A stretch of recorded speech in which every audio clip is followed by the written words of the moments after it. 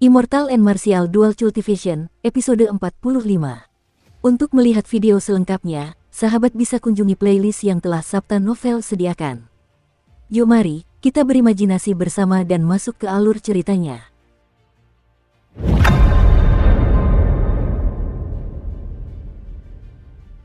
Yan Qianyun sedikit mengernyit, seolah menemukan sesuatu yang aneh. Setelah beberapa saat, ia melempar uang kertas dan berkata, "Maaf, saya rasa saya salah mengenali orang." Setelah Yan Qianyun dan kelompoknya pergi, lantai 2 kembali ramai. Seorang kultivator yang baik hati membantu Xiao Chen berdiri dan berkata, "Adik, kamu baik-baik saja?" Xiao Chen mengambil uang kertas itu dan tersenyum tipis, "Aku baik-baik saja."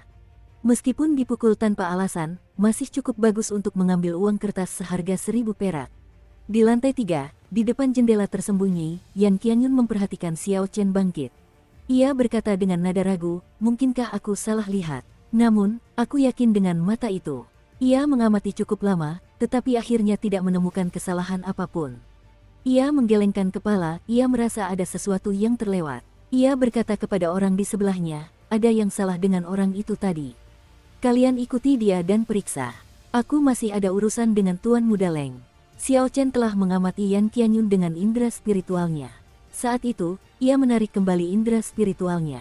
Ia tak bisa menahan napas. Sepertinya trauma mental yang dialami orang ini terlalu berat baginya. Penampilannya sudah sangat berubah, namun ia masih bisa mengenalinya. Tak lama kemudian, para kultivator di lantai 2 semuanya pergi. Xiao Chen tahu duel Leng Liusu dan Mu Chengshui akan segera dimulai. Ini adalah sesuatu yang telah mereka nantikan selama setahun, tidak ada alasan bagi mereka untuk tidak pergi. Xiao Chen tidak terburu-buru pergi. Ia tidak ingin menyaksikan duel mereka. Mu Chengshui memberinya firasat yang sangat berbahaya, firasat yang hanya ia rasakan dari Chu Chaoyun. Sedangkan Leng Liusu, tak perlu dibicarakan lagi. Setelah menghabiskan makanannya, Xiao Chen melirik ke lantai 3 dengan santai, ia tersenyum mengejek. Ia memanggil pelayan untuk membayar tagihan dan pergi. Di lantai 3, para pengikut Yan Qianyun memperhatikan Xiao Chen dengan saksama. Saat pelayan sedang membayar, ia kebetulan menghalangi Xiao Chen. Ketika pelayan itu membayar, membersihkan meja, dan pergi, beberapa orang yang menonton menyadari Xiao Chen telah menghilang. "Di mana dia? Kemana dia pergi? Aku melihatnya dengan jelas di sana tadi. Bagaimana dia bisa menghilang setelah pelayan itu pergi?" Melihat Xiao Chen menghilang tepat di depan mata mereka, mereka panik dan bergegas turun. Salah satu dari mereka menarik baju pelayan itu dan berteriak, "Di mana dia? Kemana perginya orang tadi?" Pelayan itu memutar bola matanya dan menatap mereka dengan jijik. Ia berkata, "Tentu saja, dia pergi setelah makan dan membayar." "Saya bertanya bagaimana dia pergi." Pelayan itu menepis tangannya dan berkata dengan nada kesal, "Saya hanya akan mengatakannya sekali, dia pergi begitu saja. Jangan ganggu saya, terima kasih." Sikap pelayan itu membuatnya cemas. Ia ingin segera bertindak, tetapi orang-orang di sekitarnya menghentikannya. Mereka menjelaskan latar belakang paviliun Liusang kepadanya. Mereka mencari-cari, tetapi tidak menemukan Xiao Chen. Mereka yakin Xiao Chen telah meninggalkan paviliun Liusang. Mereka teringat akan instruksi Yan Qianyun dan segera turun. Menggunakan mantra pengubah bentuk, Xiao Chen menyusut dan bersembunyi di bawah meja. Melihat keempat pria itu pergi, ia segera keluar. Tulang-tulangnya retak saat ia kembali ke tinggi normal. Ia memperluas indera spiritualnya dan menemukan Yan Qianyun dan seorang pria berpakaian hitam duduk di lantai 5. Pria berpakaian hitam itu tampak sangat kuat. Auranya jauh lebih kuat daripada Yan Qianyun, bagaikan pedang berharga yang terhunus dari sarungnya. Xiao Chen tidak berani terlalu dekat dengannya dengan indera spiritualnya. Setelah berpikir sejenak, Xiao Chen langsung menuju ke lantai 4. Ia menunjukkan kartu VIP yang diberikan si gendut. Tidak ada yang menghalangi jalannya. Xiao Chen terkejut karena lantai 3 dan 4 kosong. Sepertinya duel antara Leng Liusu dan Mu Chengshui sangat menarik. Xiao Chen tiba di tangga antara lantai 4 dan 5 dan memeriksanya dengan saksama. Ternyata itu hanya area yang mengarah ke lantai 4. Ia mengeluarkan 2 jimat peringkat 3 dari dalam cincin semesta dan meletakkannya sebelum mengolesinya dengan air liur binatang roh. Air liur jenis ini sangat lengket. Jika sudah menempel, akan sulit untuk dibersihkan. Setelah melakukan semua ini, Xiao Chen menemukan ruang pribadi di lantai 4 dan duduk. "Saudara Leng, apakah berita kali ini dapat dipercaya? Apakah hanya ada 2 martial saint bersama Leng Liusu?" Yan Qianyun bertanya kepada orang di seberangnya dengan ekspresi muram. Xiao Chen mengerutkan kening. Apa yang sedang dia lakukan? Apakah Yan Qianyun sedang mencoba melakukan sesuatu pada Leng Liusu? Dengan sebuah pikiran, ia memfokuskan indera spiritualnya. Pria berpakaian hitam yang duduk di seberangnya tampak serius dan tegas saat menjawab, "Saya, Leng Tianyu, telah mempersiapkan diri bertahun-tahun hanya untuk hari ini. Apakah menurutmu akan ada kesalahan?" Yan Qianyun tertawa datar, "Masalah ini sangat penting, tentu saja, aku harus memastikannya. Tapi, izinkan aku mengatakan ini dulu. Aku hanya bertanggung jawab mengirim orang untuk memancing kedua martial saint itu. Kau yang bertanggung jawab untuk sisanya." Leng Tianyu tanpa ekspresi saat ia berkata dengan acuh tak acuh, "Kau hanya perlu memancing mereka pergi. Kau tak perlu repot-repot memikirkan sisanya. Mengenai keuntungan yang kau dapatkan setelahnya, aku sudah memberi tahu ayahmu." Setelah mereka berdua mengobrol cukup lama, seekor merpati pos hinggap di tangan Leng Tianyu. Ia mengambil catatan di kaki merpati pos itu dan tersenyum setelah beberapa saat, seri lagi. "Haha, aku mulai curiga dengan motivasi Mu Cheng Sui. Saudara Yan, ayo kita pergi. Sudah waktunya kita bertindak." Mereka berdua bangkit dan menuju ke bawah. Begitu turun, mereka menginjak jimat-jimat. Jimat-jimat yang menempel sangat ringan, mereka tidak merasakan apapun. Melihat mereka berdua pergi, Xiao Chen tersenyum tipis dan perlahan bangkit. Ia mengubah indera spiritualnya menjadi seutas benang dan mengikatkannya di sekeliling mereka. "Haruskah aku mencoba memanfaatkan situasi ini?" Xiao Chen merenung sambil mempertimbangkan situasinya. Orang ini jelas berasal dari paviliun pedang surgawi. Pertarungan di depannya kemungkinan besar adalah pertarungan untuk menjadi penerus paviliun pedang surgawi. Di antara kekuatan-kekuatan besar di setiap tempat, pasti ada banyak orang berbakat yang mencoba menonjol dan mengambil alih. Xiao Chen tidak merasa aneh dengan hal ini. Bahkan jika ia melihat situasi seperti itu, ia tidak akan ambil pusing. Namun, jika Leng Liusu adalah gadis yang tadi siang, tidak ada gunanya baginya untuk tidak membantu. Akhirnya, Xiao Chen memutuskan, jika dia benar-benar gadis itu, kita bisa menganggapnya selesai setelah ini. Xiao Chen mengikuti mereka dari belakang, terpisah oleh jarak tertentu. Berkat bantuan indera spiritualnya, Xiao Chen dapat mengikuti mereka dengan mudah. Setelah beberapa saat, ia mengikuti mereka dan meninggalkan gerbang kota timur. Semakin jauh mereka pergi, semakin sunyi daerah itu. Akhirnya, Xiao Chen tidak bisa lagi melihat siapapun di jalan raya. Xiao Chen merasa ada yang tidak beres dan ragu-ragu untuk melanjutkan.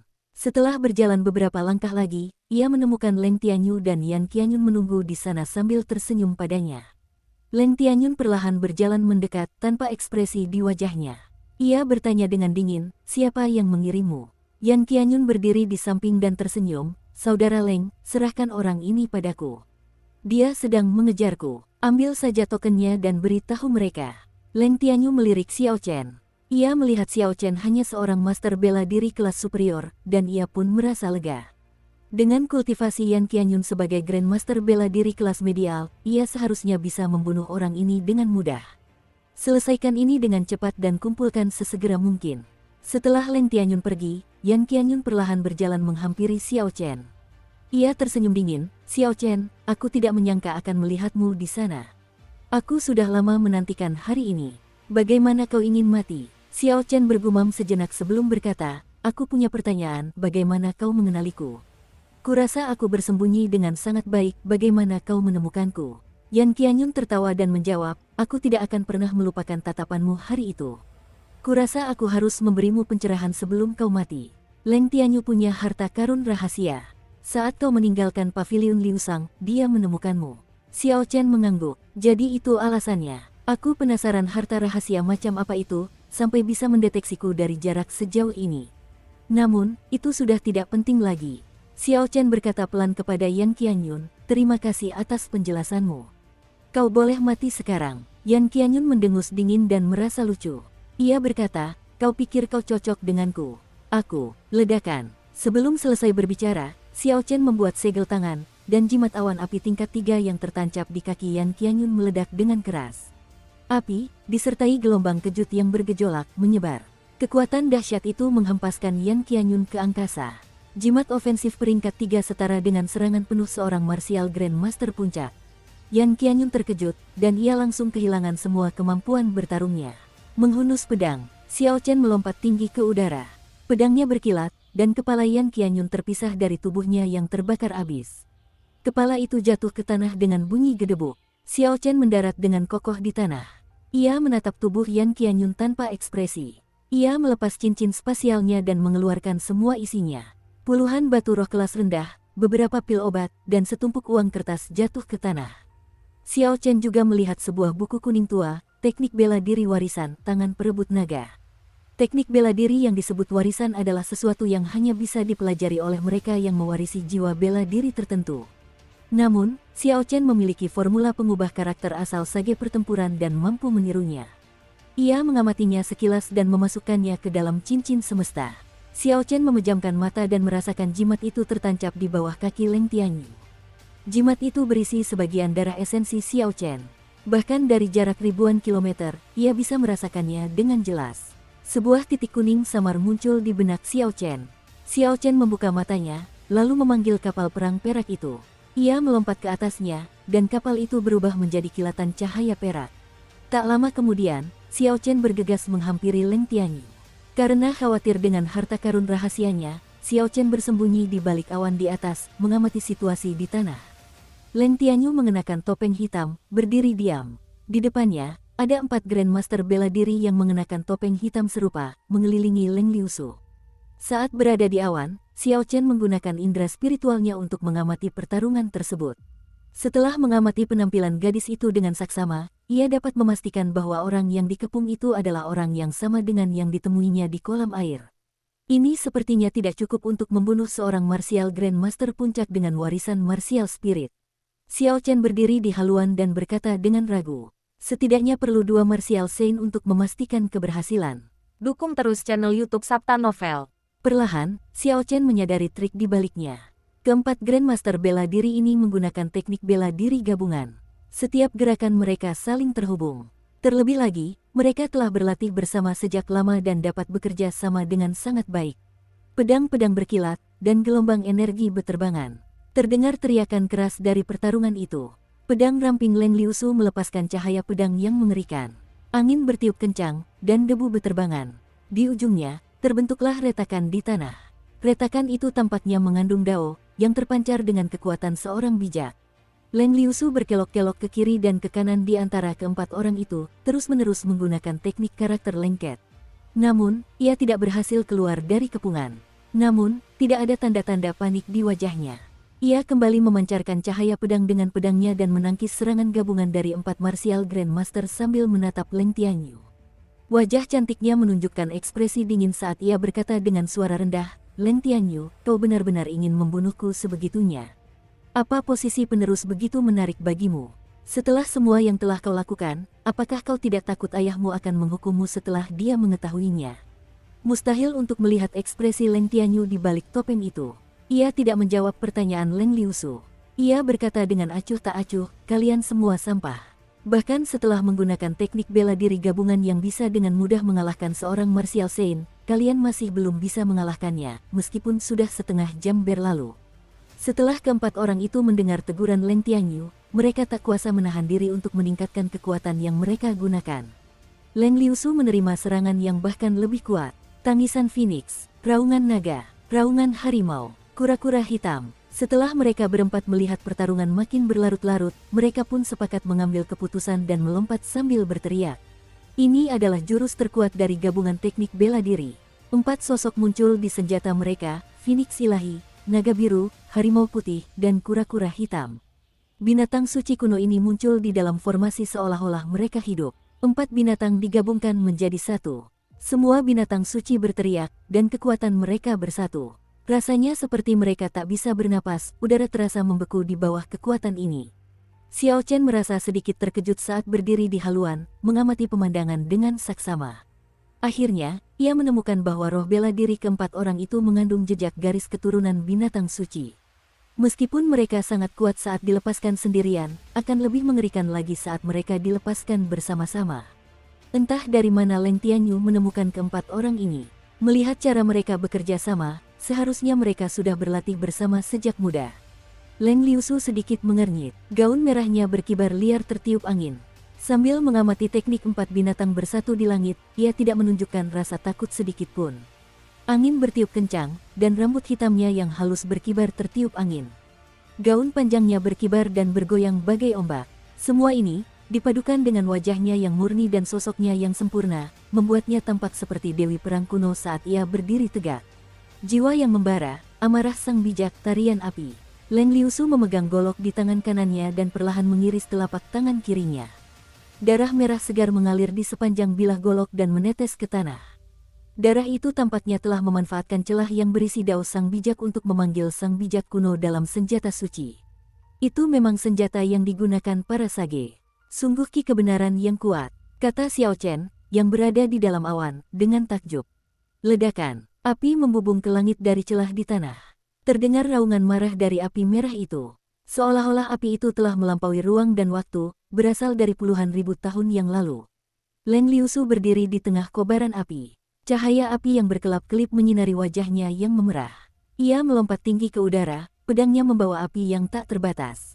Ledakan, bagaikan mematahkan dahan pohon, pedang yang membawa api kekuatan sage itu langsung menembus 4 binatang yang bersatu.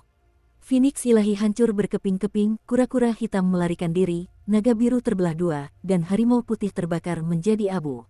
Bang, bang, bang, bang, mereka berempat mendarat dengan keras di tanah. Roh bela diri mereka terluka parah. Wajah mereka sangat pucat. Mereka kehilangan semua kemampuan tempur untuk sementara waktu. Kakak, tepat pada saat itu, Leng Tianyu tiba-tiba bergerak. Cahaya dingin muncul, hanya ada kilatan pedang. Leng Tianyu kini berada di samping Leng Liusu. Kecepatan pedangnya sangat cepat, waktunya juga sangat tepat. Ia mengeksekusinya saat kekuatan sage Leng Liusu melemah. Jika dia memberinya waktu untuk pulih, kemungkinan serangan ini melukainya akan rendah. Bahkan jika Leng Liusu sudah mengantisipasi serangan ini, dia tidak akan punya cara untuk menghindar. Pedang itu menebas ke bawah, meninggalkan luka di dada Leng Liusu, darah menyembur ke udara. Leng Liusu mengerutkan kening dan menunjukkan ekspresi kesakitan. Pedang di tangannya menebas ke depan. Pedang itu mendarat di Leng Tianyu, tetapi terasa seperti melayang di udara. Itu hanya bayangan. Leng Tianyu sudah menghindar ke sisinya. Ia mendengus dingin dan menendang, menyebabkan Leng Liusu yang terluka jatuh. Tendangannya sangat kuat. Leng Liusu meluncur di tanah tanpa henti. Ia menancapkan pedangnya ke tanah dan menciptakan goresan panjang sebelum ia berhasil berdiri perlahan. Leng Tianyu terdiam, ia tak ingin memberi celah sedikit pun bagi Leng Liusu. Sosoknya melesat di langit, saat ia mendarat, cahaya pedang yang cemerlang terpancar dari pedangnya, menebas ke arah Leng Liusu. Leng Liusu berusaha sekuat tenaga mengangkat pedangnya dan menangkis, tetapi ia tak mampu. Ia terlempar mundur seperti bola meriam, mendarat dengan keras di tanah. Raut wajah Xiao Chen berubah, ia tak menyangka situasinya akan berubah dalam waktu sesingkat itu. Awalnya, ia memperhatikan Leng Liusu yang hendak menghadapi keempat orang itu sendirian dan berpikir ia tak perlu ikut campur. Petir turun, kilatan petir turun dari langit dan berhasil menghentikan laju Leng Tianyu. Xiao Chen menggunakan formula perubahan karakter untuk meniru teknik bela diri Ji Changkong. Ia berubah menjadi meteor dan terbang turun dengan cepat. Leng Tianyu menatap meteor di langit dan mengerutkan kening. Jurus bela diri klan Ji Provinsi Nanling, apakah Ji Changkong ada di sini? Mustahil, ini bukan jurus bela diri klan Ji yang murni. Penipu, aku akan membuatmu menunjukkan dirimu yang sebenarnya. Leng Tianyu tertawa dingin dan melompat. Ia meninggalkan bayangan di langit, kecepatannya meningkat ke puncaknya. Cahaya terang muncul di pedangnya saat ia menebas Xiao Chen dengan keras. Ledakan, Xiao Chen menampakkan diri dan berteriak pelan. Kembang api merah melesat ke angkasa.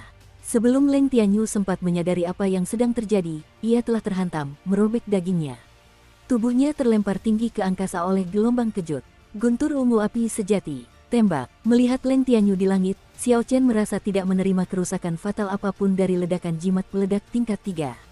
Ia pun tak kuasa menahan rasa cemas. Ia memutar api ungu di jarinya dan terus-menerus menembaki Leng Tianyu. Sebuah penghalang pelindung mengelilingi Leng Tianyu. Api ungu meledak di penghalang itu, gelombang kejutnya membawanya semakin tinggi ke angkasa. Namun, mereka tidak berhasil melukainya. Xiao Chen menembus penghalang dengan indera spiritualnya dan melihat sepotong batu giok di dadanya. Batu itu memancarkan cahaya redup, ini pasti harta karun rahasianya. Penghalang itu pastilah hasil dari harta karun rahasia ini. Ketika Xiao Chen mendarat, ia melihat Leng Liusu sangat pucat dan pingsan karena kehilangan banyak darah. Setelah ragu sejenak, ia menggendongnya di bahu dan terbang ke kejauhan. Ia mengerahkan seni terbang awan naga Asure secara maksimal dan menghilang dalam sekejap mata. Setelah sekian lama, Leng Tianyu turun dari langit. Pakaiannya compang camping, wajahnya muram, topengnya telah lama menghilang. Ia meronta sejenak sebelum akhirnya berhasil berdiri. Ia memperhatikan Xiao Chen pergi bersama Leng Liusu. Matanya menunjukkan ekspresi yang sangat rumit. Ia bergumam dalam hati, manusia berencana, tetapi Tuhan yang menentukan. Ia berbalik dan menyerang keempat kultivator di tanah dengan pedangnya. Lalu, tanpa ekspresi, ia berbalik dan menuju kota Yunyang sendirian. Xiao Chen menggendong Leng Liusu dan berjalan cukup lama. Ia tiba di hutan dan berhenti ketika merasa tidak ada yang mengejarnya. Perlahan-lahan ia meletakkan Leng Liusu di dekat pohon. Ia melihat luka mengerikan di dada Leng Tianyu dan merasa takjub. Serangan Leng Tianyu sangat ganas. Tak hanya cepat, tetapi juga dahsyat. Bahkan baju zirah emas yang dikenakan Leng Liusu di dadanya pun rusak. Darah masih mengalir dari lukanya, mewarnai baju zirah itu menjadi merah. Xiao Chen menekan beberapa titik akupuntur di dada Leng Liusu, menghentikan pendarahan. Kemudian, ia perlahan melepas pakaian luarnya. Tak lama kemudian, ia menyadari bahwa pemikirannya tidak realistis. Leng Liusu mengenakan gaun merah panjang, bagian atasnya terhubung dengan bagian bawah. Jika ia ingin melepasnya, ia harus melepas semuanya. Tentu saja, Xiao Chen tidak mampu melakukan hal seperti itu, jadi ia hanya bisa mengeluarkan pisau kecil dan memotong kain dari atas. Setelah pakaiannya dipotong, bercak-bercak besar kulit seputih salju terlihat di wajah Xiao Chen. Hal itu sangat mengganggu, tetapi Xiao Chen tetap fokus dan membersihkan lukanya dengan hati-hati. Ada kain yang tersangkut di lukanya.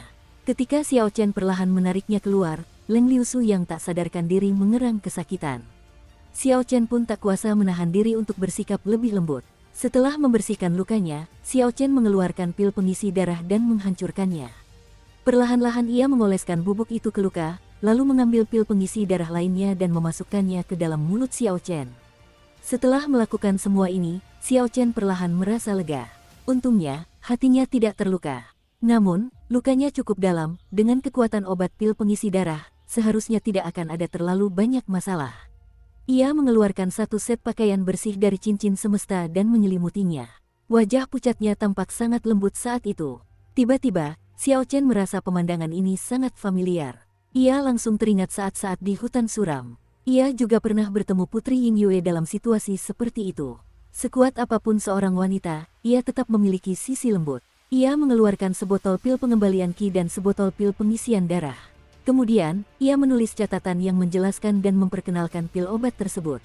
Setelah itu, ia meletakkannya di samping Leng Liusu. Xiao Chen mendorong tanah dan melompat ke atas pohon besar. Xiao Chen duduk bersila dan menenangkan diri.